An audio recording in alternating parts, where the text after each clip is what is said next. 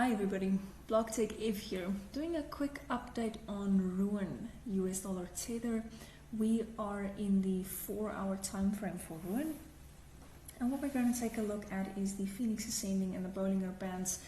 We're going to start off with a scalping time frame, and then we'll move to the macro perspective. We'll take a look at the 3-day time frame. Alright, so what we can see from the 4-hour perspective is that we have been carried by our cream-colored Bollinger Band, mostly with an occasional wick here and there to the basis of the Bollinger Band.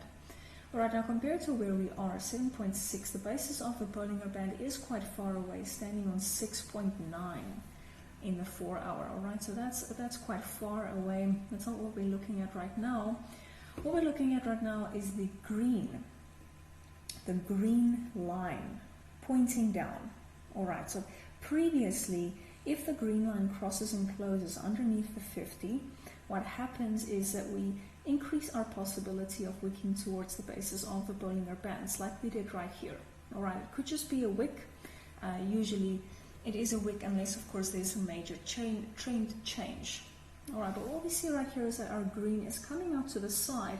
So what could be possible is that we do something like this over here, in which case we barely go underneath, or we go slightly underneath the cream colored Bollinger Band. Alright, and if we had to kind of just roughly measure that out, where that could be around 7.4.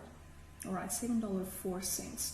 So keep that in mind. Keep in mind what would happen if we close a 4-hour underneath the 50. We could wick to the basis of the Bollinger Band. Could just be a quick wick. Doesn't mean we'll stay there for long. Could just be a quick pullback before we carry on upwards. If we do turn up, we could just maybe come underneath the cream colored Bollinger Band here. Alright, and what we see from lower time frames is that obviously what happens on lower time frames ends up carrying over to higher time frames. Alright, here we are in the 2-hour time frame. You'll see we are already trading just underneath the cream color Bollinger Band, increasing our possibility, if there's no trend change, for this to carry over to the 4-hour. So we can quickly take a look at the 1-hour as well.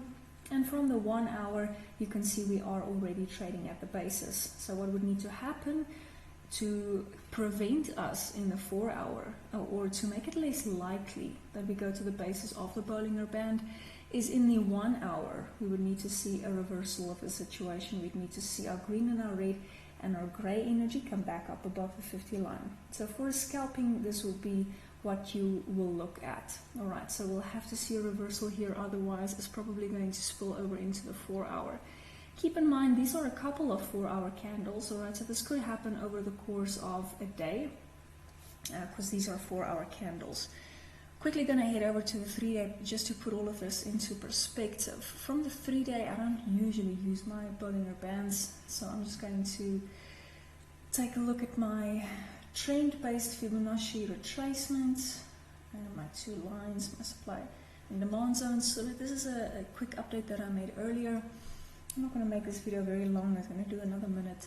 And what we can see over here, alright, pretty much from this specific scenario that I'd like to refer to, is we still see a very favorable situation in the 3-day time frame, indicating that we could be going much higher. We definitely haven't run out of steam yet. These are the kind of prices that I'm looking at for the near term, alright, not immediate term. But keep in mind, it is possible that sometimes we just see a brief pullback. However, the pullback doesn't change the direction in which the chart is going. So it's pretty much a situation that happens on a lower time frame that doesn't make it to a higher time frame. Alright, and we know this because over here we can see that even during that time, in the 3-day, our situation is still very favorable.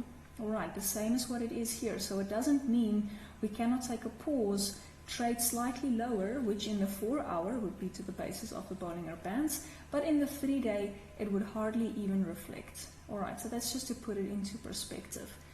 That's it from my side. Thanks for watching.